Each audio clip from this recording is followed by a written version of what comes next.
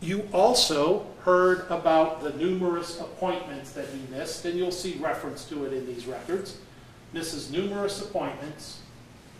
Well, if you are desperately seeking help, why would you miss the appointments? I've got another scenario.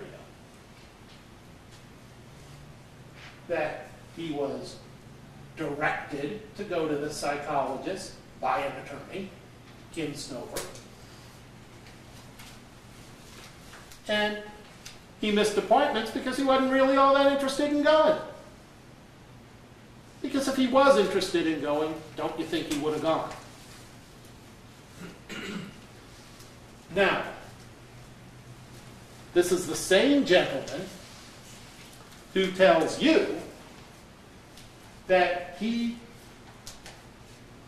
puts ownership of part of this business in his brother's name, yet it's not a gift, not a purchase, and by all means, there was no intent to deceive anybody. Is that what you believe?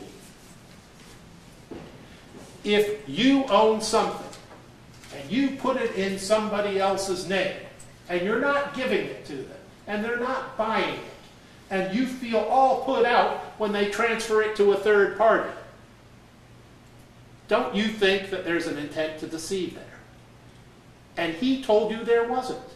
Isn't that yet another example of Ernest Allen not being truthful to you? Now, I want to bring up in the medical reports this important line, skin exam. Minor abrasions were noted around the wrist to the knee on the left-hand side, laceration to the face as above. Otherwise, no other evidence of any laceration, bruise, or sign of trauma. He's on the ground. They're beating him. They're kicking him. It's going on forever. Why aren't there bruises all up and down his back, all up and down his torso, all up and down his legs? From all this kicking that he tells you happened.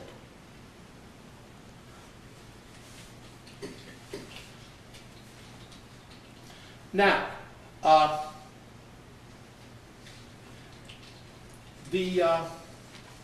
one of the exhibits that you're going to have is this blue bill from Blue Cross Blue Shield. One of the things that you'll notice, no bill from EMS. Mr. Allen told you, he never got a bill.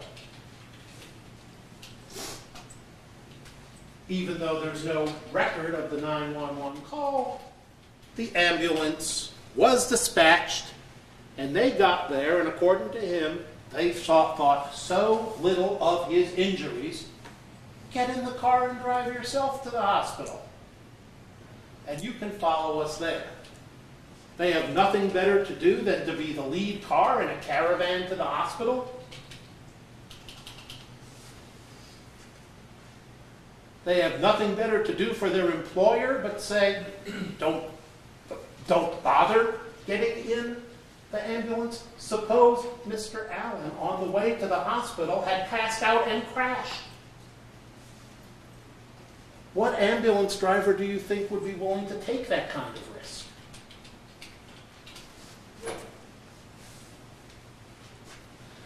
Okay, now,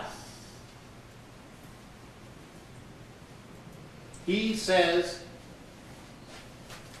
he wasn't doing anything wrong, neither was Jones. Jones never tried to hit him. Police report says Jones tried to hit me. Jones never assaulted me. Doctor says, he says Jones assaulted me. Now, Sean Williams. What is another way in which Sean Williams is particularly important? Sean Williams tells you that in August of 2006, full year after this event, he leaves to take another opportunity at the hospital system. How's the business going at that time? It's going great. Any talk of laying you off? None whatsoever. How many people tell you that the business is going down the tubes? Well, there's Mr. Allen. To some extent, Mrs. Allen. And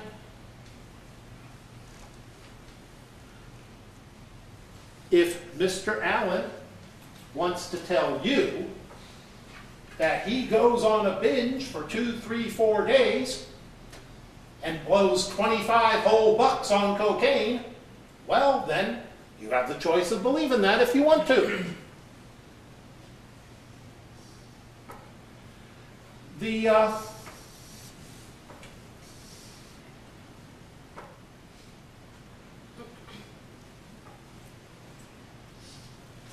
You look at these records and you'll see that Dr. Fischer reports on a couple different occasions Ernest move out. Reports it in 06, reports it in 08. What also does he do? He writes letters to the insurance company regarding the 2007 accident. And what is the diagnosis? Post-traumatic stress syndrome. Same diagnosis he made in this case. The most important witness in this case, in one sense, is Sean Williams, but in another sense, it's Ernest Allen himself. You folks saw him on the witness stand.